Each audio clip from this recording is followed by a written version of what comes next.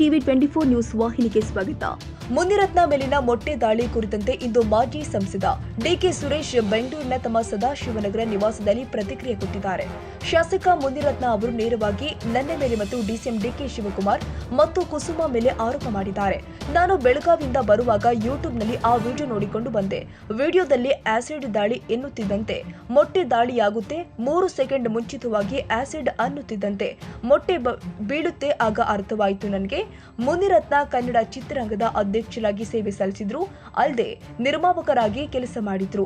ಅವಾಗವಾಗ ಸ್ಕ್ರಿಪ್ಟ್ ಕೂಡ ಬರೀತೀನಿ ಅಂತ ನನ್ನ ಬಳಿ ಹೇಳಿದ್ರು. ಕತೆ ತಿರುಚುತ್ತೀನಿ ಅಂತ ಕುರುಕ್ಷೇತ್ರ ಸಿನಿಮಾದಲ್ಲಿ ತಿರುಚಿದ್ದಾರೆ.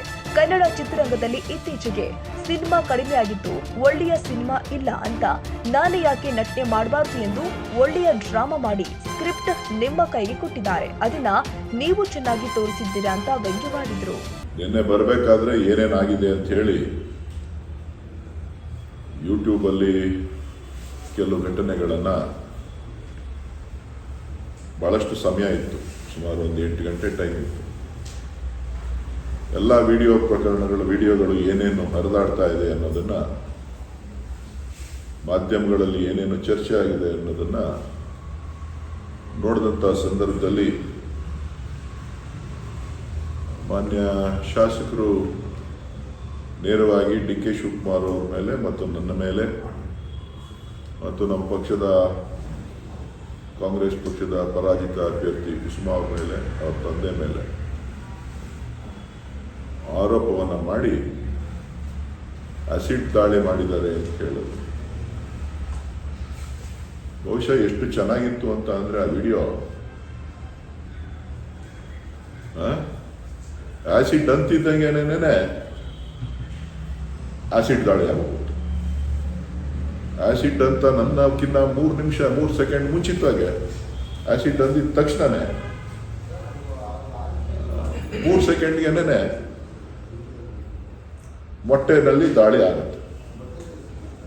ಸೊ ನಾನು ಅಂದ್ಕೊಂಡೆ, ಭಾಳ ನೋಡಿದೆ, ಆಗ ಅರ್ಥ ಆಯಿತು ನನಗೆ, ಓ ಕನ್ನಡ ಚಿತ್ರರಂಗದ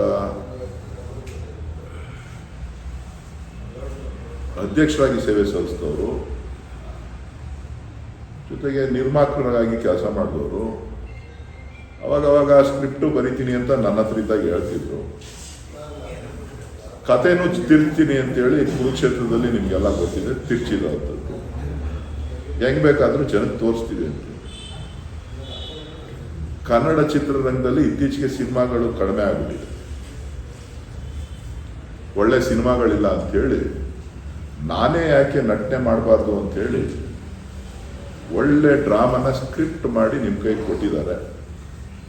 ಪಾಪ ನೀವು ಕೂಡ ಏನೂ ಇಲ್ಲ ಅಂಥೇಳಿ ಭಾಳ ಚೆನ್ನಾಗಿ ಬಿತ್ತರಿಸಿದ್ದೀರಿ. ಸೊ ಅವ್ರಿಗೆ ಅಭಿನಂದನೆಗಳು, ತೋರಿಸಿದಂಥ ನಿಮಗೂ ಕೂಡ ಅಭಿನಂದನೆಗಳು. ಕನ್ನಡಿಗರ ಮೆಚ್ಚಿನ ನಿಮ್ಮ ಟಿವಿ 24 ಕನ್ನಡ ನ್ಯೂಸ್ ವಾಹಿನಿ ಇದೀಗ ಟಿವಿಯಲ್ಲಿ ಲಭ್ಯ.